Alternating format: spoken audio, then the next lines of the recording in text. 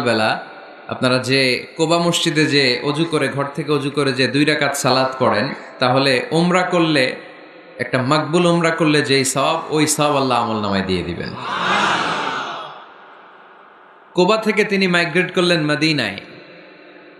মদিনাতে যেও তিনি একটা মসজিদ প্রতিষ্ঠা করলেন। মসজিদটার নাম সবাই বলেন মসজিদে নববী। আল্লাহ রাসূল সাল্লাল্লাহু আলাইহি ওয়াসাল্লাম খুব চমৎকার লোকেশন বাছাই করতে পারতেন। লোকেশন তিনি দেখলেন কোথায় করলে ভালো হয়, কোথায় কোথায় কোথায় খুঁজতে খুঁজতে এমন জায়গাটা পছন্দ হলো, সেখানে ছিল পুরাতন খেজুরের বাগান, ধ্বংসাবশেষ, আর ছিল মুশরিকদের কবর।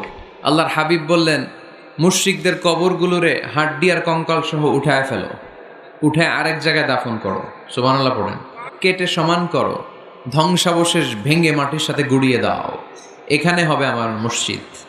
স্থাপিত হলো মসজিদে